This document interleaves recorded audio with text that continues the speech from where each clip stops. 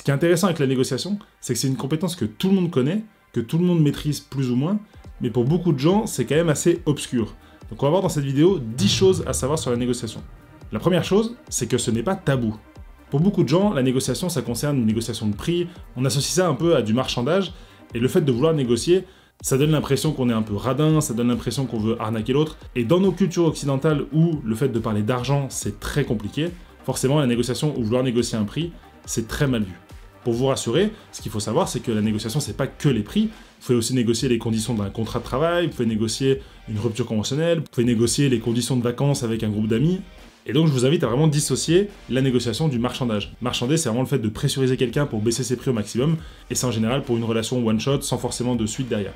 Tu l'as fait à combien la statue? J'ai dit 30 000. Ça vaut 15 000 francs ça? Non, 30 000. 20 000 francs? Non, 30 000. La négociation, c'est vraiment le fait de discuter avec quelqu'un pour trouver un terrain d'entente à un problème commun. La deuxième chose, c'est que c'est une compétence qui est développée très jeune. Vous avez forcément autour de vous des excellents négociateurs, et ce sont les enfants. Les enfants sont redoutables en négociation. Parce que déjà, ils osent tout demander, ils n'ont aucune limite dans ce qu'ils vont oser réclamer, et ils ont surtout une vraie clairvoyance, un vrai flair pour comprendre comment fonctionne la personne en face d'eux, que ce soit le parent ou que ce soit une figure d'autorité. Et comme ils sentent bien les choses, ils n'hésitent pas à proposer des solutions. Par exemple, tiens papa, j'aimerais bien regarder un film demain soir. Bah non, c'est pas possible. Ok, est-ce que si je fais mes devoirs et je range ma chambre, c'est possible? Bah non, parce que demain soir, on va aller chez les gens. Ok, mais du coup, est-ce que ça pourrait être samedi soir? Oui, ok, on peut regarder un film samedi soir, mais à condition que tes devoirs la semaine prochaine soient faits et puis que la maison soit rangée. On se met d'accord avec des conditions, des concessions, des contreparties. C'est une négociation. Et donc, normalement, comme vous avez été un enfant, vous avez déjà été un redoutable négociateur ou une redoutable négociatrice. La troisième chose, c'est que c'est une compétence qui peut vous servir partout, que ce soit dans la vie personnelle ou professionnelle. Dans la vie professionnelle, on pense forcément à la signature de contrats, aux négociations de prix avec des fournisseurs ou des clients, mais dans la vie perso, quand vous allez faire un achat immobilier, quand vous allez discuter votre contrat avec votre employeur, une augmentation de salaire, une fin de contrat, une rupture conventionnelle, quand vous allez acheter une voiture, quand vous allez négocier une promotion, si vous êtes freelance ou indépendant, quand vous allez négocier avec vos clients, c'est une compétence qui pourra vous servir partout. La quatrième chose, c'est que dans une négociation, les deux parties ont à gagner. L'objectif d'une négociation entre deux parties, c'est de réussir à se mettre d'accord. Et à partir du moment où il y a un accord négocié entre deux parties, ça veut dire que les deux parties ont quelque chose à gagner dans l'accord.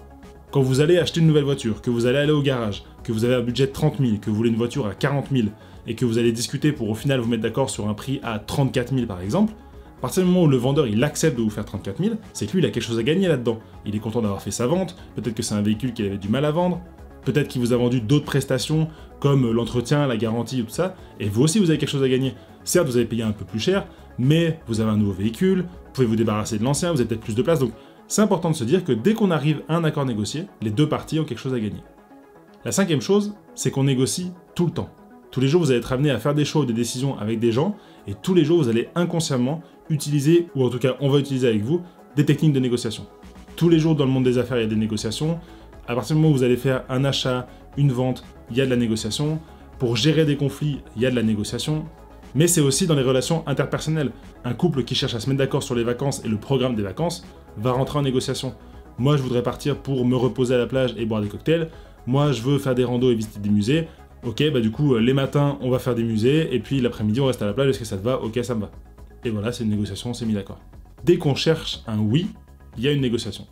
La sixième chose, c'est que progresser en négociation, ça fait travailler plein de compétences hyper intéressantes. Pour être un bon négociateur, il faut travailler son empathie, il faut travailler son écoute, il faut travailler sa gestion émotionnelle. Pour réussir une négociation, vous allez devoir être très ouvert à l'autre pour comprendre quels sont ses points de blocage, quels sont ses objectifs, quelles sont ses limites, et pour proposer une solution qui soit la plus adaptée possible. Ça, l'écoute active, l'empathie, ça va vous aider, et surtout, vous devez, tout le long de la négociation, être très en distance par rapport à vos émotions. Ne pas vous mettre en colère, ne pas vous emporter, ne pas non plus laisser éclater votre joie, ou votre déception, ou votre tristesse.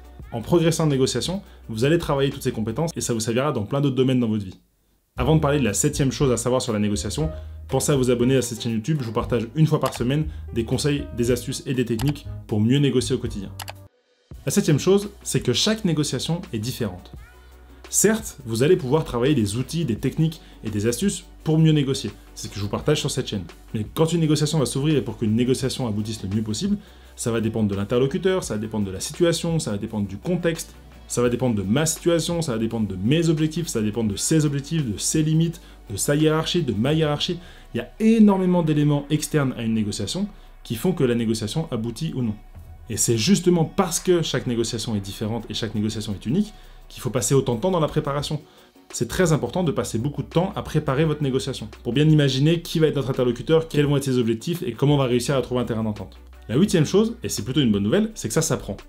Certes, en tant qu'enfant, vous avez été bon négociateur, mais peut-être qu'après, pendant votre vie, vous avez été moins souvent amené à négocier, vous n'êtes pas forcément à l'aise avec le conflit, avec le fait de parler d'argent, avec le fait de parler d'une prestation, avec le fait de parler d'un contrat.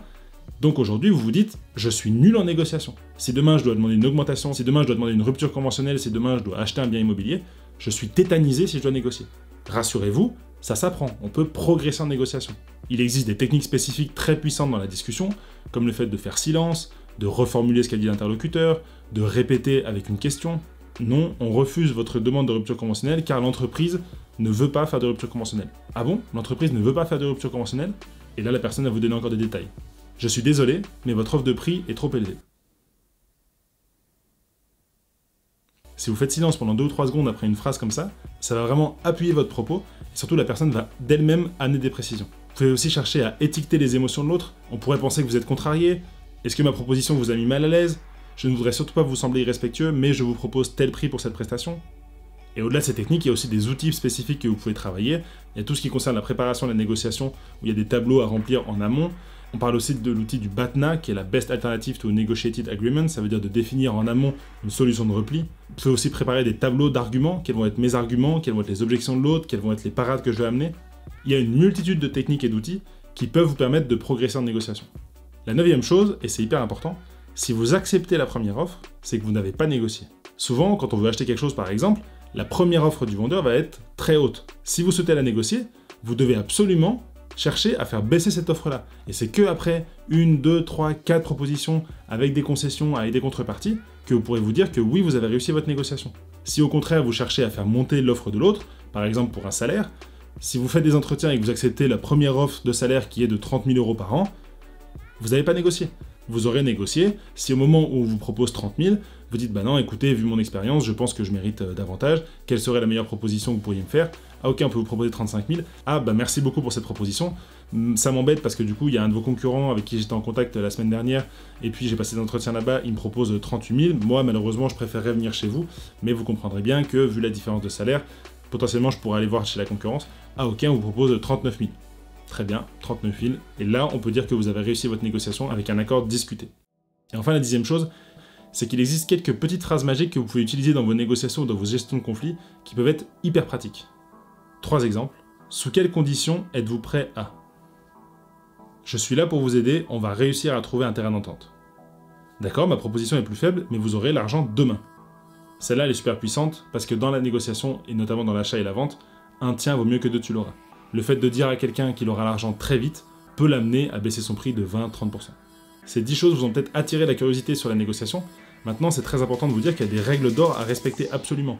Je vous en ai partagé 9 dans cette vidéo. Allez, on se voit là-bas au dimanche prochain, et d'ici là, négociez mieux et soyez audacieux. Ciao!